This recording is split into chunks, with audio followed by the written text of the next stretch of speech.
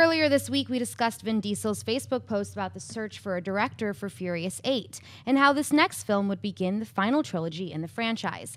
At the end of that post, he said the next time he took to Facebook, he would announce the directors for the future film. Well, it looks like his next post didn't exactly deliver on that promise, but it did include some eyebrow-raising information. Here are some excerpts from Diesel's latest Facebook post. It is no secret that my good friend Justin and I have been very intensely discussing the trilogy, as we have dreamed it for almost a decade. We know that when we reteam, we will shock the world. It is also no secret that he is finishing Trek for JJ and won't be done in time for us to make the date the studio wanted me to announce of April 14th, 2017. This would leave 8 without an obvious go-to director. I will share something crazy that my mother said 6 months ago after the studio had me announce the date for 8 to the world. Either you direct 8 yourself or don't do it. Later in the post, Diesel continued saying, "There's always been the desire by Paul to have Rob direct one more. This is what fueled my campaign. I believe that he can and would reset the franchise nicely, returning to what was the core of the film in the beginning, racing. He would also handle the Brian O'Connor issue with integrity, given that he and David Ayer were the ones who initially created that beloved character in the first place."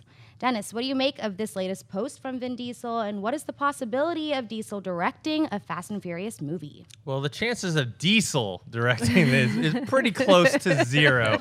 Even though he's the star, they're not going to hand this multi-billion-dollar franchise over to someone who hasn't really. He's directed like a TV show of something he created in a short, or maybe like a feature indie film that he did. They're not going to do that. I can't tell though if Vin Diesel is crazy or if he's a marketing genius. And I think he's probably both because here we talked about this earlier this week, and he's made this thing that's been kind of a little like kind of rumor mill thing about getting a director for the Furious franchise. And he's turned it into this kind of game of us like paying attention, like who's going to direct Furious 8? Is it going to be Vin Diesel? Is it going to be Justin Lin? Is it going to be James Wan? Is it going to be Rob Cohen? So I feel like on that front, he's doing a fantastic job of keeping us interested. Yeah. I would prefer Justin Lin come back versus Rob Cohen. Not that Rob Cohen didn't do.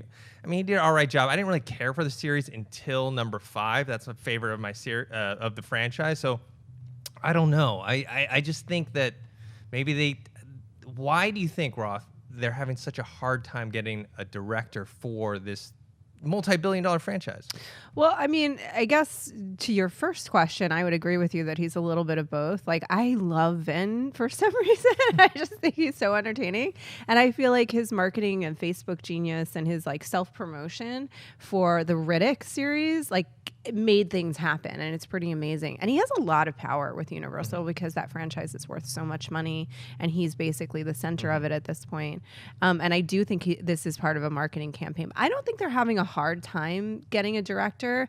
I think they're having I don't know what his contract is, and he actually may have approval. He probably does. He probably does. He's a producer on the film. He's a producer on the film. He's the star of the franchise. He's got a ton of power. So I think that maybe they're having trouble nailing Vin down. And I think that post was a very brilliant, subtle way for him to put the idea out, in the world without him being like, I want to direct this movie. He's like, my mom said. I mean, like, I know it's crazy. Oh, yeah. Like, my mom said it. But if people respond very positively to the idea, he may try and convince them to let him do it. Yeah, I don't think that's It's not going to happen. It's just way too big of a movie for him to actually. Yeah. So what are the chances? What would you put it? I put it close to 0. That Vin would...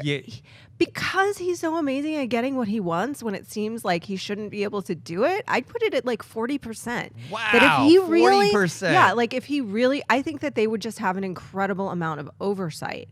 But... And this is maybe like... I don't know if this is too inside baseball. I don't know if you've ever done Chuck. It's about being on time and stuff like that too, where it's like, you know, you have to have a director that's on the set all day long and on time. And he's been an actor where he has a lot more leeway in terms of being late and stuff like that. So I don't know. I don't think that they'd want him to direct it just for efficiency's sake.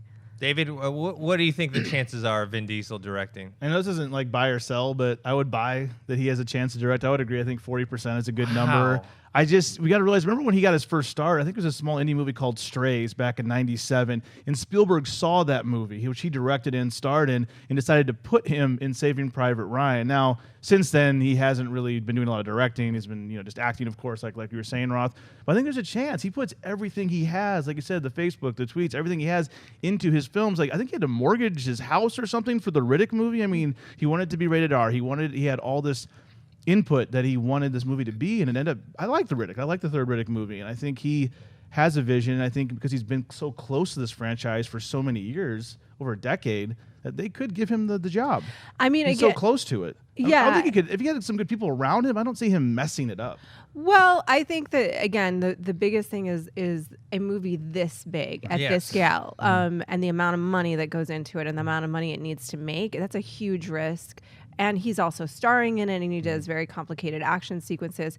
So that's why I don't think it would be a great idea. And for him to just, again, be there on the set all day long, every day, directing and starring in a movie this demanding, I think is unlikely. But what if they had a producer with him that was like the de facto director, the real director, or like second unit, just had a much bigger role or something? I don't know. I mean, I think they want to give him what he wants because he has so much power, but that I'm not sure. Okay, Sinead, what would you give the percentage chance of Vin Diesel directing the next Fast and the Furious movie? I wouldn't go as much as 40, but I would say maybe like 20%. I think that there's a chance. I could almost see them doing something like that where they would put his name. I mean, that would create huge buzz too.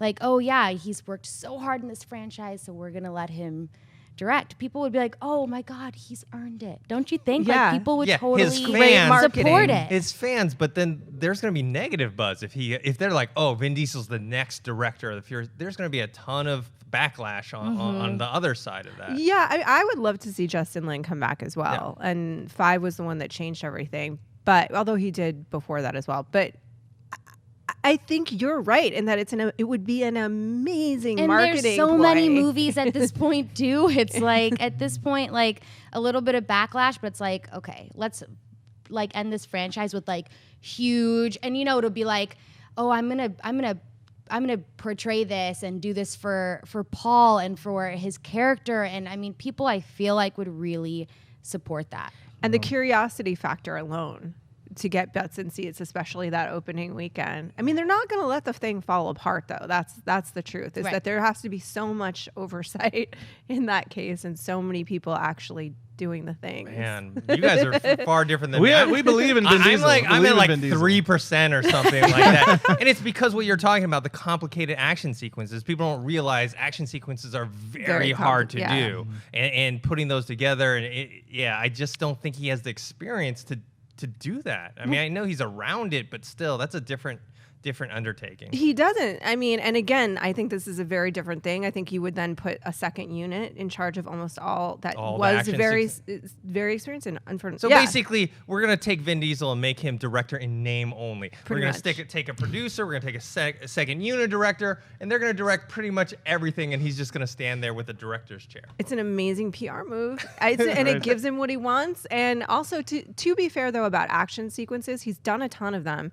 And which isn't to say that just because you've done them, you could direct them. But Sam Mendes was like a Merchant Ivory, like period pieces director, and he did great action sequences in Skyfall. I mean, how hard can it be? Yeah, I mean, it can be very hard. We can probably do it. Yeah, it's actually one of the hardest things to do. I don't think I could do it.